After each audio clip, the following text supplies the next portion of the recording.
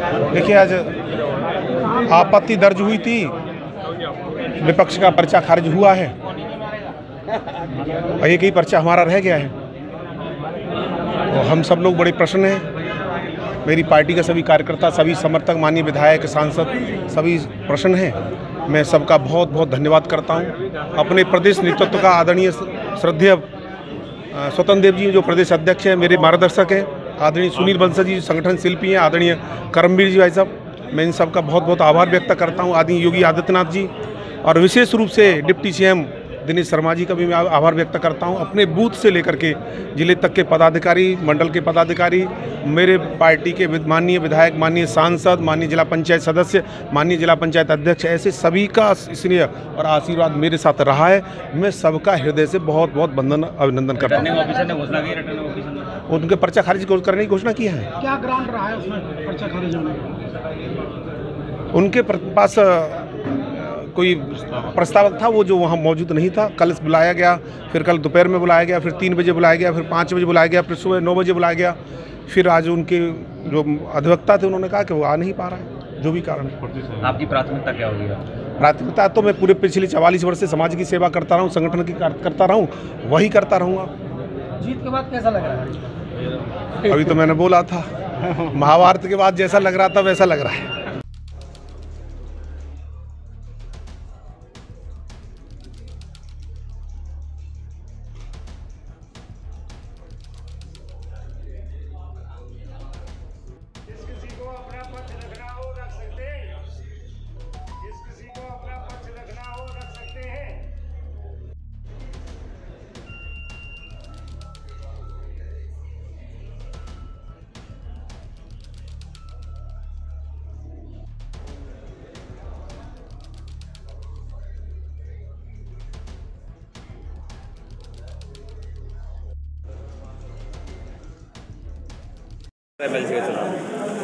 जैसा कि आप लोग अवगत हैं, कल से 22 मार्च और से स्क्रूटनी का प्रोसेस चल रहा था और उसमें जो सपा के प्रत्याशी थे उनके द्वारा समय चाहा गया था कि उनके एक प्रपोजर पे आपत्ति थी, 3 प्रपोजर्स पे आपत्ति थी, लेकिन 2 लोग हाजिर आ गए और उनका वेरिफिकेशन कल ही हो चुका था।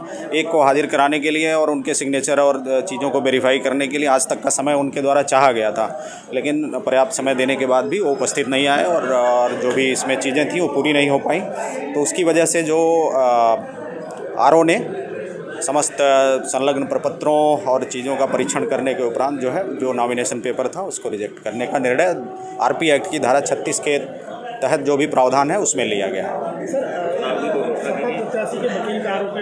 प्रशासन ने दबाव में पर्चा खारिज कराया? नहीं, ऐसा आरओ का निर्णय होता है। उनके द्वारा स्वयं प्रार्थना पत्र दे करके समय मांगा गया था। जो भी आपत्ति उठाई गई थी, आपत्ति को दूर करने का काम उन्हीं का था और उनके द्वारा समय भी चाहा गया था कि हम कल 10 बजे तक, मतलब आज 23 तारीख को 10 बजे तक हम सभी जो भी आवश्यक आपत्तियां उठाई गई हैं उसके क्रम में हम अपने साक्ष्य प्रस्तुत करेंगे। वो न प्रस्तुत कर पाने की स्थिति में ही जो भी निर्णय आरओ का हुआ है वो हुआ। चुनाव का स्टेटस कल अभी हमारा विड्रॉल का समय अभी प्रोसेस में है, तो विड्रॉल का समय समाप्त होने के उपरांत ही उसके बाद ही जो यहाँ से जो भी पेपर हमें भेजने होंगे नॉमिनेशन के, फाइनली वो सीईओ ऑफिस को और माननीय भारत निर्वाचन आयोग दोनों जगह भेजे जाएंगे। अभी स्टेटस के लिए? जी नहीं, अभी नहीं।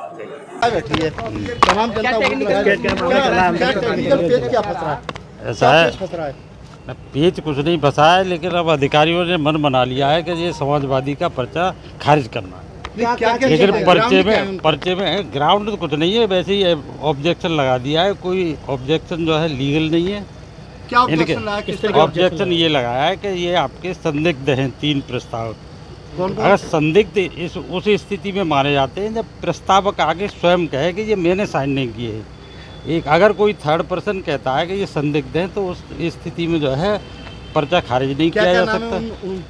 उन तीनों संदिग्ध के 2 लेडीज हैं और एक प्रमोद कुमार जैन से। तो कल जैसे कल 2 प्रस्तावक पेश भी किए थे आपने? 2 पेश कर दिए थे और अब एक किसी कारणवश नहीं आ पा रहा है। अब क्या कारण है ये तो नियम क्या है? अगर नहीं आ पाता तो क्या पर्चा खारिज नहीं किया जा सकता इस बेस पर? तो अब क्या खारिज हो रहा है?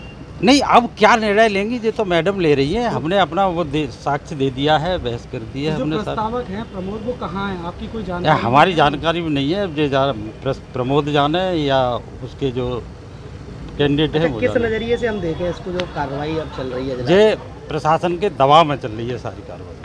वकील साहब क्या नाम है आपका? यदुवीर सिंह यादव एडवोकेट। किसके वकील हैं आप? अब हम जसवंत सिंह के। सभा